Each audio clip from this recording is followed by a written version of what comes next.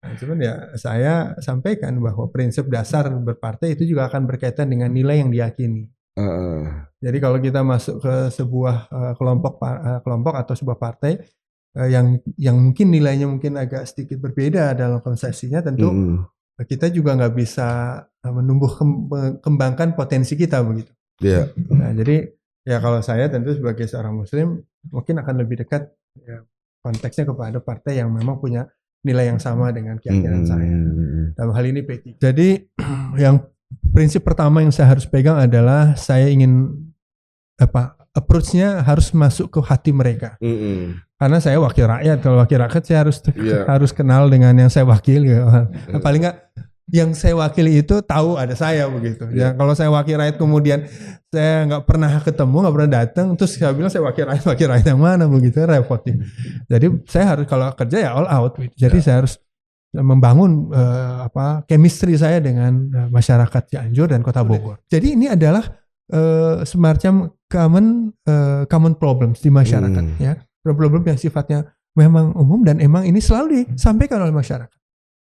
Nah, tinggal sekarang tadi seperti saya sampaikan, konsentrasi kita nanti akan di mana dalam kesempatan untuk bisa memberikan upaya membantu penyelesaian masalah ini begitu dengan pendekatan politik anggaran, prioritas kebijakan, dan kemudian melakukan exercise stimulasi anggaran pemerintah bisa mendorong investasi swasta lebih intensif.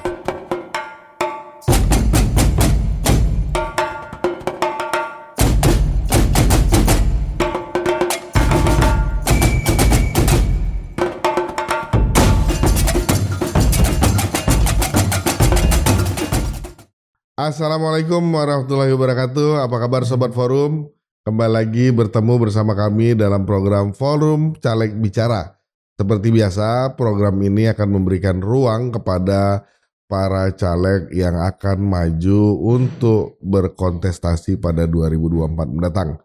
Nah, bagaimana dengan hari ini? Hari ini kami menghadirkan seorang caleg yang di mata kami luar biasa.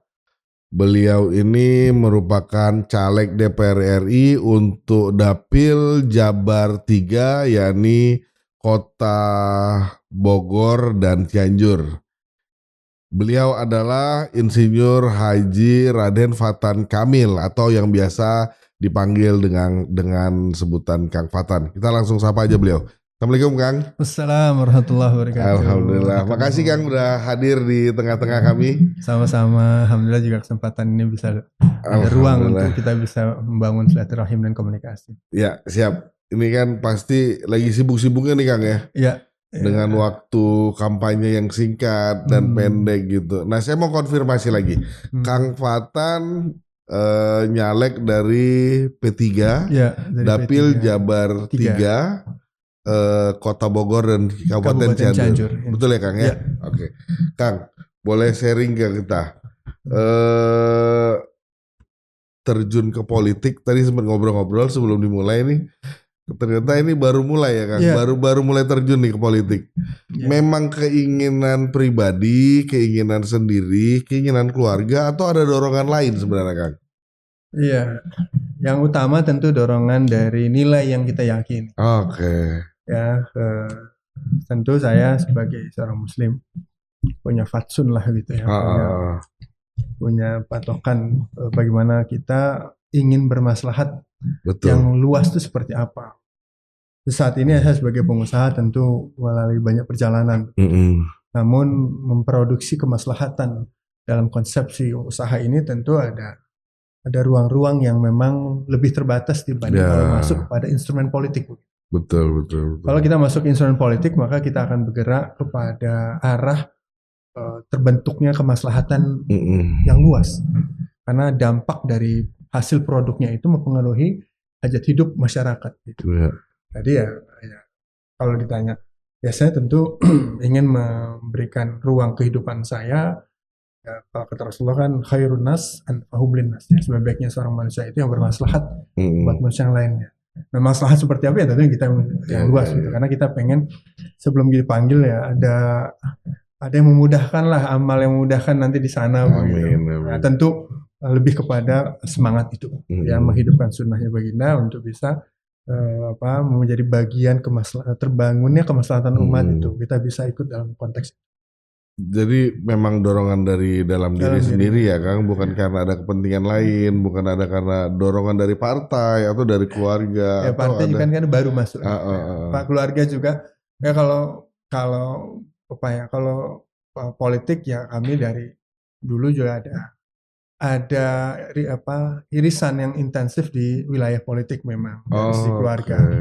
Tetapi tidak pernah masuk kepada wilayah panggungnya. Jadi kepada wilayah background panggungnya lah gitu. Iya. Nah, Kang, ini kan baru pengalaman pertama nih ya, maju ke DPR RI gitu ya. Boleh sharing ya, Kang? Sebelumnya ada pengalaman politik lain nggak nih sebelum menuju ke pencalekan 2024 ini? Ya, pada konteks politik praktis ini baru. Tapi pada konteks politik yang dalam kehidupan, yaitu kita berorganisasi itu udah dari sejak sekolah kita udah berorganisasi. Konteks politiknya pada konteks itu. Tapi pada masuk pada wilayah politik praktis pada konteks kepartaian ini baru sekarang. Baru ini. Nah, pertanyaan saya berikutnya, kenapa Jabar 3 Bogor dan Cianjur, Kabupaten Cianjur, kalau nggak salah tadi sempat ngobrol-ngobrol, Kang Patan tinggalnya di Pondok Gede kan? Ini kenapa dapilnya itu? Terus yang berikutnya, kenapa P3 Kang? Iya. Partainya. Saya jawab partainya dulu ya. Boleh, silakan. Pilihan partai ini kan memang karena ini perahu kan, ini kan juga menentukan nih gitu. Cuma kan setahu saya memang gini Kang, ini kan ada yang menarik ya dalam kontestasi politik kali ini. Ada partai baru, ada partai Gelora, terus ada beberapa partai lainnya yang baru, PKN gitu ya. Ada juga partai lama, partai tua gitu ya. Ada yang partai lama tapi suaranya termasuk yang nggak begitu menonjol gitu.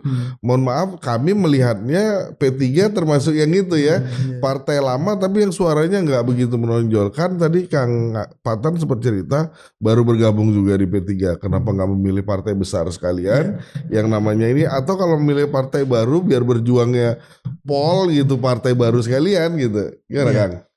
Ya jadi tentu pertimbangan banyak ya kan, juga teman-teman, hampir semua teman-teman saya itu nanya juga kenapa masuk P3. Nah, cuman ya saya sampaikan bahwa prinsip dasar berpartai itu juga akan berkaitan dengan nilai yang diyakini. Jadi kalau kita masuk ke sebuah kelompok atau sebuah partai yang mungkin nilainya mungkin agak sedikit berbeda dalam konsepsinya, tentu kita juga nggak bisa kembangkan potensi kita begitu. Nah, jadi ya kalau saya tentu sebagai seorang muslim mungkin akan lebih dekat konteksnya kepada partai yang memang punya nilai yang sama dengan keyakinan saya. Dalam hal ini P3. Nah, kemudian P3 saat ini tentu tidak seperti yang tadi disampaikan bahwa mungkin kondisi perolehan suara yang sebelumnya dari waktu ke waktu terus turun dan mungkin saat ini tidak terpenuhi sejumlah yang diharapkan begitu ya mungkin disitulah perannya bermaslahat kita, ada kontribusi aktif dari kita untuk bisa mendorong lebih jauh partai ini bisa turut berkembang. Kalau ke partai besar tentu saya hanya bagian kecil dari sistem. Tapi kalau P3 mungkin yang potensi untuk dikembangkan ada. Ya ini juga sekaligus menjawab kenapa nggak partai baru sekalian. Kenapa ini partai yang lama tapi kondisi. Karena pertama ya adalah ini partai yang punya nilai keyakinan yang saya bisa menuangkan semua potensi saya. Yang kedua, partai ini adalah partai lama yang dari waktu ke waktu turun. Ya. Tapi bukan berarti nggak pernah naik gitu. Ini kan jadi harus ada variabel keyakinan dan harapan begitu.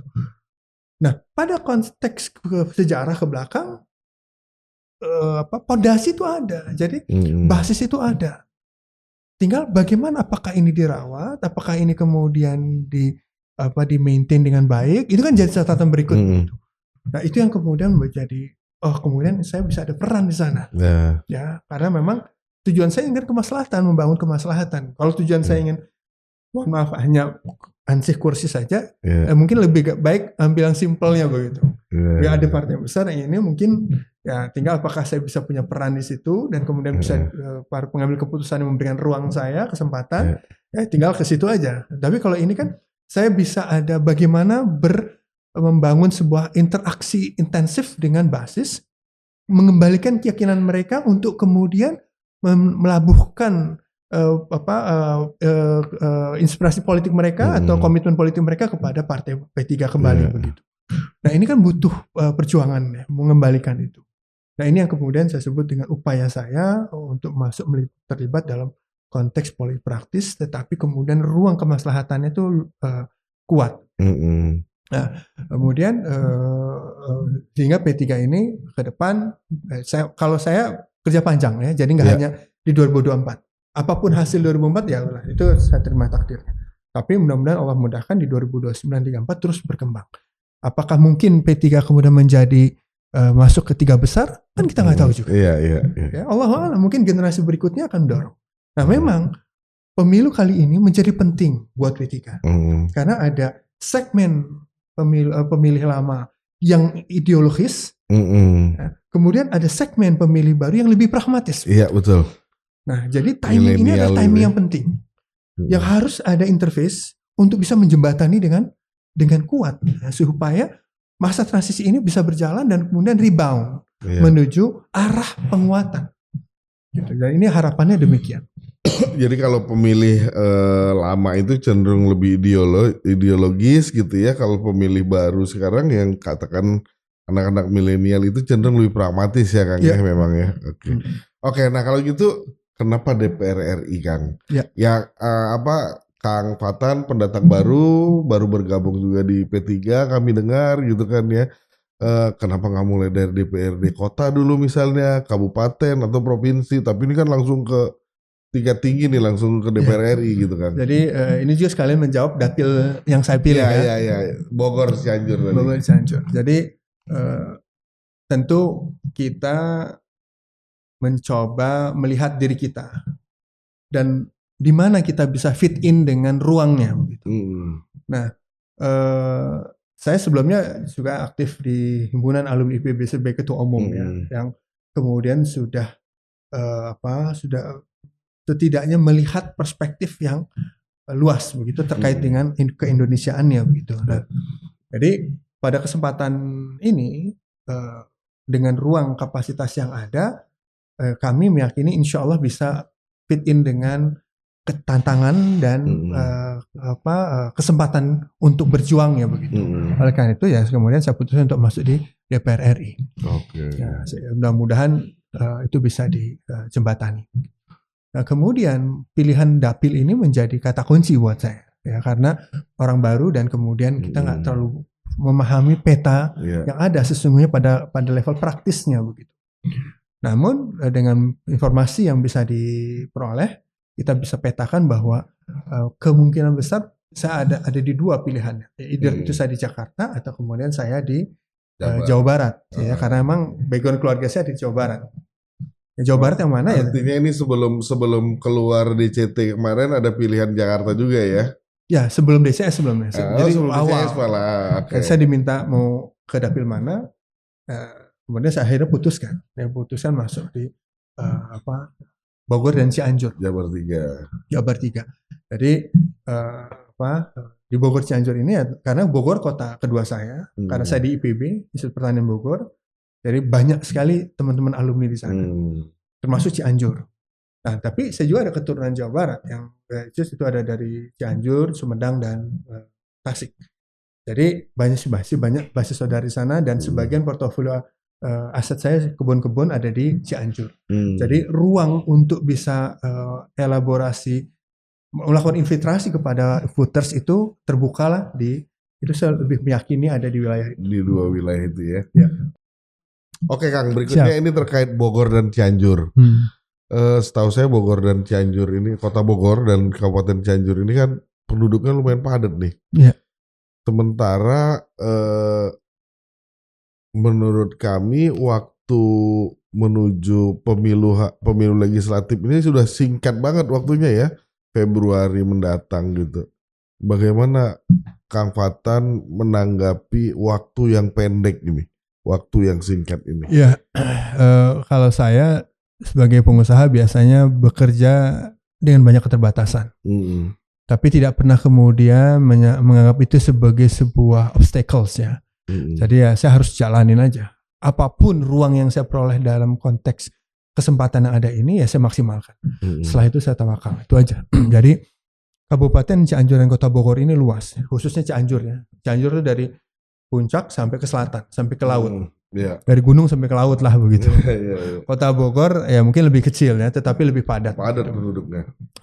Namun demikian, karena saya sudah terbiasa berinteraksi di kedua wilayah ini, ya alhamdulillah bisa lebih cepat melakukan adaptasi, pendekatan. Dan untuk Cianjur itu saya sudah ke 32 kecamatan yang ada di Cianjur. Di Bogor udah ada 5 kecamatan dan saya juga udah datangin 5 kecamatan. Nah desanya mungkin udah ratusan juga. Dari 320 desa mungkin di Cianjur ya, itu saya udah setidaknya seperempatnya lah saya udah kunjungi begitu. Seperempat sampai sepertiga. Kenapa? Dari kapan? Dari sejak saya mulai putuskan masuk ke RP3 dan kemudian DPR maju ke DCS. Ya. Artinya meskipun belum keluar DCT, Kang Fatan udah mulai jalan. Sudah hatam di Cianjur dan Bogor, udah hatam. jadi saya tidak menunggu DCT. Kalau orang bilang nanti enggak, saya bilang saya jalan aja. Kalaupun nanti enggak seperti apa bentuknya, ya saya udah silaturahim.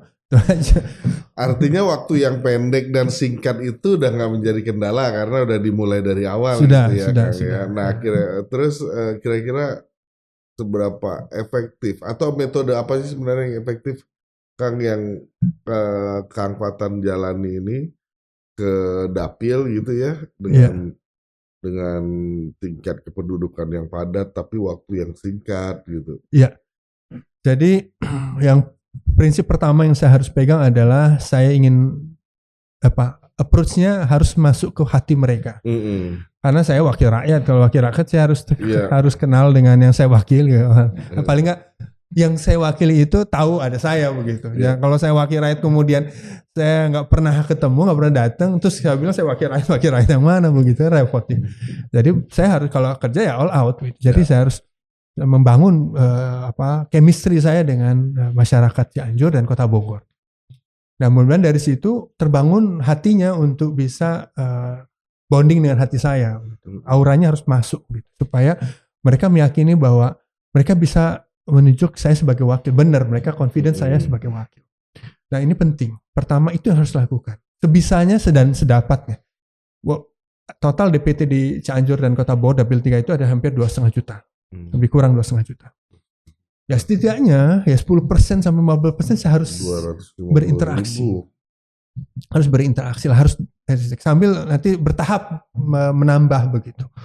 Nah, sehingga setidaknya ya dengan terbentuknya bonding dan ini keyakinan, maka satu tahap pertama silaturahim untuk bisa membangun keyakinan dari masyarakat kepada saya itu bisa ditempuh begitu. Nah, setelah itu ya tentu saya harus mengkonstruksi bagaimana kemudian mereka telah yakin dan kemudian mensupport begitu. Nah, proses mensupport ini tentu tidak hanya dengan bentuk silaturahim pertama saya, tetapi maintenance ya. Komunikasi dibangun, ada hal-hal yang mungkin kita bisa kontribusi aktif terkait dengan permasalahan di lapangan begitu. Seperti itulah. Sampai kemudian menjelang hari H. Tapi saya sampaikan, kita tidak membangun komunikasi hanya sampai hari H, tidak. Kita akan membangun komunikasi seterusnya. Karena kita punya concern kepada terbentuknya generasi. Itu aja. Jadi sehingga tidak hanya di mereka, tapi anak-anak mereka yang kita harus juga bangun. Dan mudah-mudahan dengan demikian pendekatan ini mungkin P3 sebagai partai punya basis yang terus tumbuh berkembang menjadi sebuah kekuatan dan mewarnai kebijakan negara. Nah, terkait gagasan Kang, gagasan yang ditawarkan ke masyarakat gitu ya dalam periode masa kampanye atau dalam sosialisasi ini, boleh dijelasin nggak Kang? Apa sih yang sebenarnya disampaikan apa ya disampaikan ke masyarakat gagasan gitu atau apa gitu. Jadi hal pertama yang bisa kita absorb dari masyarakat permasalahan klasik dari waktu ke waktu. Masalah ekonomi, masalah akses kepada pekerjaan, masalah harga komoditi yang mahal gitu. Ini adalah bagian dari permasalahan yang dari waktu-waktu nggak berubah. Bukan nggak berubah, artinya selalu ada saja. Ya, gitu ya. Selalu dikeluhkan masyarakat. Ya. Dan tentu ini juga menjadi concernnya P3 ya. P3 kan sekarang ada tagline-nya harga murah, kerja mudah, kemudian hidup berkah begitu. Itu tagline-nya P3. Nah, satu hal yang penting yang kita harus tekankan di masyarakat adalah pertama bahwa berkehidupan yang baik, kemudian melahirkan keberkahan ini menjadi catatan penting. Artinya kita nggak bisa mengontrol penuh harga misalnya. Tapi yang kita bisa lakukan adalah bagaimana intervensi kepada kebijakan di rumah tangga ya untuk bisa mereka membangun nilai-nilai yang baik. Bahwa dia harus bersyukur supaya Allah tambahkan rezekinya begitu. Kemudian dia harus sabar, tidak mengeluh misalnya. Ini bagian dari ini, karena kalau saya sebagai caleg berkampanye dengan janji-janji yang nggak bisa saya penuhi, nanti saya tanggung jawab di yaumil akhir kan berat begitu.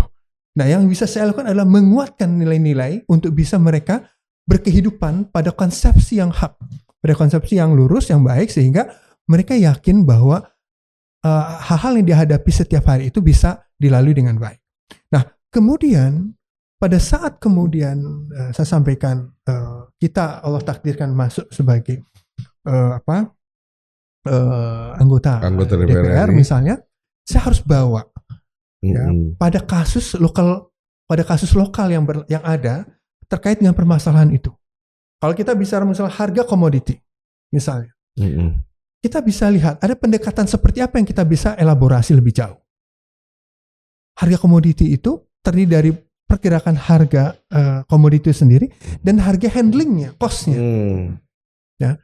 Nah, mungkin sebagai anggota DPR kita bisa melihat untuk bisa menekan harga handlingnya itu yang kemudian terkonversi menjadi kenaikan harga di level masyarakat. Jadi kita tidak bicara harga komoditi fluktuasinya, tetapi yang kita coba ada dorong biaya handlingnya yang tidak terlalu mahal dikeluarkan oleh para petani. Jadi ini dalam konteks bisnis disebut gold in mind, ya. Apa yang ada biaya yang ada itu terkonversi menjadi revenue tanpa kemudian ada sentuhan. Itu hanya kemudian merubah. Nah, ini memang harus masuk kepada wilayah kebijakan negara. Infrastruktur misalnya, jalan yang harus ditempuh oleh mobil kecil itu bisa dirubah jadi mobil besar nih. Kalau misalnya nih di Medan ya, saya dulu dagang CPO misalnya, ya, ngangkut TBS dari kebun pakai mobil carry dibanding dengan mobil truk Fuso pasti harganya beda, costnya beda. Kalau mobil carry pasti lebih tinggi biayanya, begitu kan? Kalau mobil Fuso itu harga lebih rendah. Sama ngangkut CPO dari pabrik PKS-nya ke pelabuhan atau ke pabrik dengan tronton 30-40 ton dengan 10-15 ton pasti beda harga. Nah, ini yang kemudian harus didorong. Konsepsi ini kemudian harus dimasukkan pada intervensi kebijakan di wilayah kabupaten, Pemda atau provinsi, dan kemudian melalui daya dukungan dari pusat untuk bisa merubah cost handling ini menjadi revenue. Sehingga petani menikmati sedikit kenaikan. Nah, setelah itu baru kita bicara mengenai bagaimana mendorong harga komoditi itu lebih stabil di level petani, misalnya, ya, itu baik pendekatan hub, ya, jadi ada alignment yang intensif antara informasi pusat maupun di lokal terkait dengan pergerakan stok barang misalnya. Nah, hal seperti ini harus intensif, harus dibangun pola komunikasinya. Dan kemudian didorong pemahaman masyarakat terkait upaya untuk mengikuti perkembangan-perkembangan yang ada. Nah, ini adalah bagian dari pendekatan yang kita harapkan mampu bisa menjawab beberapa kendala. Nah juga terkait dengan misalnya akses kepada pekerjaan, ini kan jadi concernnya P3 juga, dan kita temui di lapangan.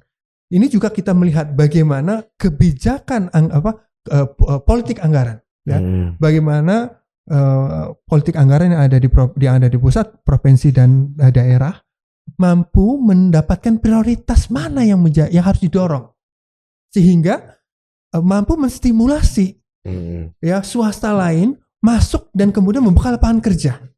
Kalau ngandalkan pemerintah itu berat, pasti berat. Itu mana-mana rumusnya.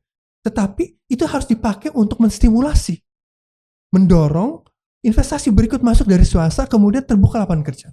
Dan wilayah Kota Bogor dan Kabupaten Cianjur itu sangat dimungkinkan. Sangat dimungkinkan.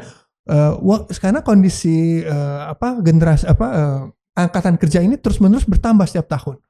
Nah, kalau konsepnya tidak kuat, pemerintah ini terlihat baik, ini akan terus-menerus menjadi beban. Jadi upaya untuk terobosannya tidak tercapai. Mungkin lebih kurang seperti itulah.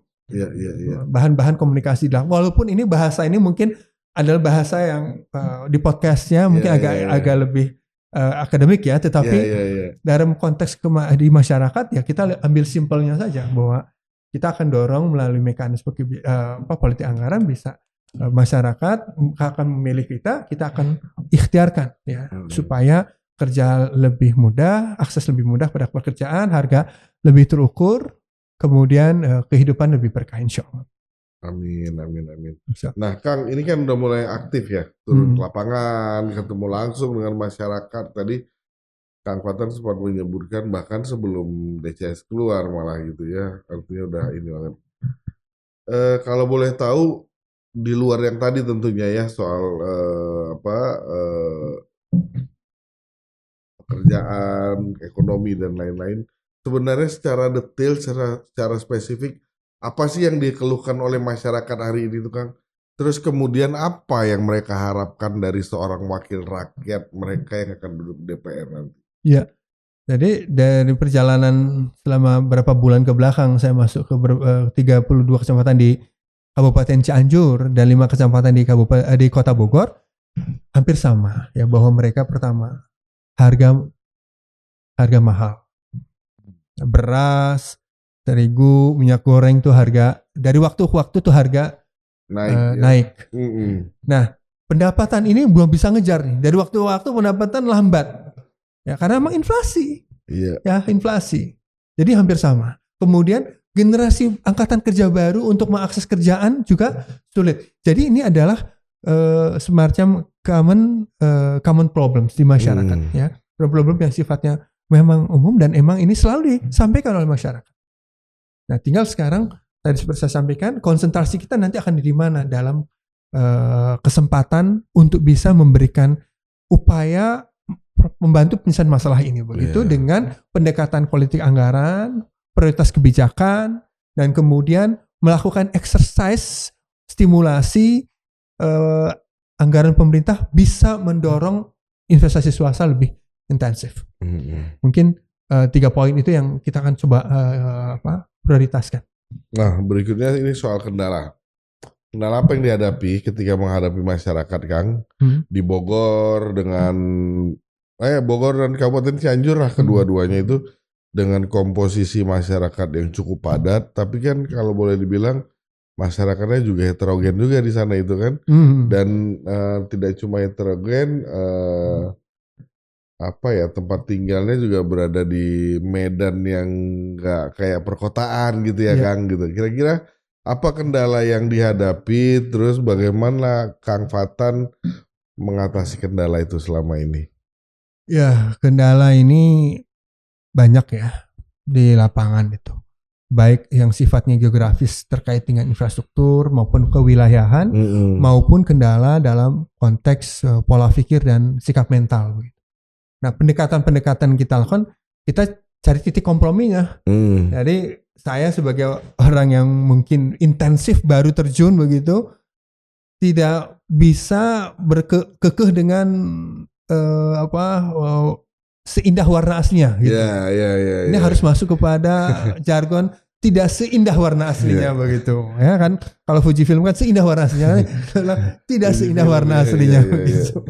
Nah jadi kita coba cari titik tengahnya supaya kendala ini mendapatkan ruang arah penyelesaian begitu.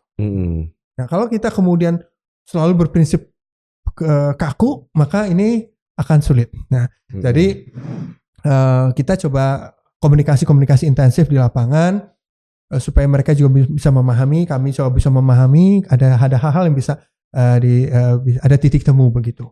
Nah yang ini juga yang kenapa saya sebut tadi di awal mengenai ini momentum yang saat ini adalah momentum penting buat P3 khususnya antara segmen pemilih ideologis dan kemudian ada segmen pemilih pragmatis. Nah yang ada gap itu ya. Ini harus dijembatani karena kita harus dorong bahwa mereka yang pragmatis ini juga harus terkombinasi dengan pragmatis ideologis begitu. Okay. Nah ini yang saya sebut titik tengahnya di situ. Jadi kita nggak bisa harus pragmatis enggak gitu, nggak bisa juga gitu. Jadi pragmatis ideologis begitu. Kalau kemudian kita bilang harus ideologis, energinya terlalu berat mengkonversi ke sana. Tapi mereka harus punya irisan dengan senior ya, dengan orang tuanya bahwa harus ideologis juga begitu. Nah, jadi harus ada titik temu. Nah, ini sebagai contoh bahwa kendala itu kemudian harus dielaborasi dengan pendekatan titik tengahnya. Ya. Nah, oke Kang, ini kita mulai berandai-andai nih Kang. Apapun itu, semua ceritanya Kang Patan pendatang baru dalam kontestasi ini gitu ya. Dengan partai P3 gitu, Dapil Bogor, Kota Bogor dan Kabupaten Cianjur. Pertanyaan saya, seberapa yakin Kang Patan duduk? Yang pertama, yang kedua, kalau kita berandai-andai nih Kang, mohon maaf nih, doa kami pasti doa yang terbaik buat Kang Patan. Tapi kalau misalnya ternyata apapun itu kemungkinan pahit di depan mata, Kang Patan justru nggak lolos, nggak duduk ke Senayan gitu. Apa what next gitu Kang? Ya, pertama dapil ini cukup berat, ya. Sebagai pendatang baru tentu ini tidak mudah begitu. Iya. Tapi saya dilatih dari kecil untuk optimis. Jadi petarung. Iya. Ya harus fight. Ya, jadi ginilah. Saya meyakini janji Allah itu pasti. Ya, kata ikhtiar dapat hasilnya. Amin. Ya, itu pasti. Yang saya nggak boleh pertanyakan itu janji Allah itu pasti. Itu nggak boleh pertanyaan. Saya harus yakin, insya Allah yakin. Yang saya harus evaluasi terus adalah ikhtiarnya udah benar apa tidak begitu. Niatnya udah benar apa tidak, bersih apa enggak. Yang kedua, ikhtiarnya itu masuk kepada koridornya apa tidak begitu.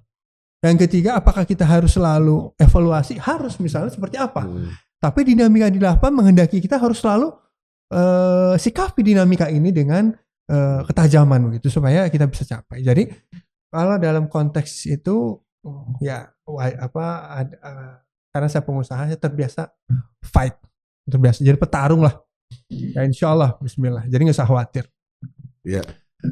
Buat saya tidak ada khawatiran. Kalaupun saya sudah berjuang maksimal, bahwa takdir saya memang bukan di sini sudah. Nah, kalau udah kemudian ada takdir saya, insya Allah begitu. Nah, yang kedua, kalau emang belum terpenuhi, tidak ke sana ya tidak masalah. Karena itu adalah bagian dari husnuzon kita, prasangka baik itu kepada takdir Allah. Ya alhamdulillah, tapi alhamdulillah kita sudah membangun pola pikir dan sikap mental standar. Itu yang saya harus jaga dari kecil sampai hari ini, saya harus jaga itu. Kalau saya harus maju kepada satu titik, maka adabnya adalah fight all out, itu aja. Kalau saya kemudian menurunkan standar itu, saya merusak kualitas saya. Itu nggak bisa. Jadi harus fight, harus all out. Kalau kemudian masalahnya saya udah all out habis-habisan, nah belum terpenuhi, ya sudah itu bang takdirnya. Betul, mungkin ada hal lain. Kan saya juga hal sampai hari ini usaha kan. Nah, saya ngembangin usaha saya terus yang sampai hari ini saya jalankan, tidak masalah begitu. Oke, mudah-mudahan ya Kang. Insya Allah. Kang, ini sesi terakhir. Siap. Kami sama ke narsum-narsum sebelumnya, kami kasih kesempatan buat Kang Patan untuk menyampaikan sesuatu Apakah itu ke dapil, ataukah itu ke masyarakat, atau ke pemerintah? Silakan Kang. Ya, jadi kita mencintai bangsa ini dengan kesungguhan. Jadi kami mencintai bangsa dengan kesungguhan. Oleh karena itu, saya sebagai bagian dari bangsa ini ingin berikhtiar, ya, mencoba membangun mencoba mengkontribusikan potensi yang ada di saya maksimal buat bangsa ini melalui instrumen kepartaian. Dalam hal ini yang saya yakini adalah P3, ya. Maka saya ikuti langkah-langkah Sunatullah ini dari awal, ya, sebagai bagian dari upaya berjuang. Mungkin beda dengan orang tua saya, perjuangan itu mungkin beda. Ya, oleh karena itu saya mohon pertama kepada teman-teman saya, sahabat-sahabat saya, saudara saya, mohon doanya, doa untuk menjaga niatnya supaya bersih dan lurus sesuai dengan komitmen ini, sesuai dengan dedikasi ini begitu. Yang kedua, doanya supaya istiqomah kalau emang takdirkan sampai tidak bergeser dari perjuangan ini begitu. Ya, jadi mohon doa dan support. Dan yang ketiga tentu perjalanan ini perjalanan panjang. Bangsa ini memerlukan komitmen yang kuat dari para pejuangnya. Ya, saya sampaikan kemarin di Hari Pahlawan. Saya sampaikan di Hari 10 Pahlawan November bahwa membangun karakter pejuang untuk menjadi bagian dari generasi gemilang ke depan itu adalah hal yang urgent. Ya. Sejak saya berada di himpunan alumni sebagai bagian dari basis sosial saya, concern pertama yang kita harapkan, yang akan kita bangun adalah generasi kepemimpinan. Jadi lapisan kepemimpinan untuk bangsa. Ini yang dari awal saya lakukan karena kehidupan itu tidak akan lepas dari basis kepemimpinan. Kalau pemimpin yang dibentuk menjadi pemimpin yang kuat, punya karakter, punya komitmen dan dedikasi untuk masyarakatnya, maka generasi ini akan menjadi generasi yang kuat dan bangsa ini akan menjadi bangsa pemenang. Namun kalau kemudian tidak terbentuk basis lapisan kepemimpinan yang kuat, maka kita akan melihat bahwa bangsa ini akan salah arah. Jadi dari hari ini, dari sejak beberapa waktu yang ke belakang itu, konsentrasinya adalah membangun basis lapisan kepemimpinan di masyarakat. Dan di Kota Bogor maupun di Kabupaten Cianjur, ini adalah salah satu prioritas saya. Membangun basis lapisan kepemimpinan yang kuat, yang punya pola pikir dan kapasitas sikap mental yang terukur, sehingga dia bisa mempunyai basis karakter pejuang. Insya Allah. Itu yang paling penting. Demikian itu menjadi concern saya. Oke, terima kasih banyak Kang Fatan. Kang Fatan terima kasih udah mau berbagi, udah mau hadir ke studio kami dalam program juga. Caleg Bicara gitu ya. Doa kami Kang, saya maupun seluruh tim Forum Caleg Bicara yang bertugas, semoga apapun itu yang terbaik. Kami berharap Kang Fatan bisa duduk gitu ya, amin, melewati segala prosesnya di Senayan dan jadi wakil rakyat yang amanah Kang. Amin, insya Allah. Oke Sobat Forum, itu tadi obrolan kami dengan Kang Fatan Kamil, Caleg Jabar 3, Dapil Kota Bogor dan Kabupaten Cianjur dari Partai P3. Saksikan terus Forum Caleg Bicara, kami akan hadirkan narasumber-narasumber lainnya yang lebih kompeten dan lebih menginspirasi tentu saja di program Forum Caleg Bicara. Terima kasih atas kebersamaannya. Assalamualaikum warahmatullahi wabarakatuh. Warahmatullahi wabarakatuh. Hatur nuhun Kang. Sama-sama Kang.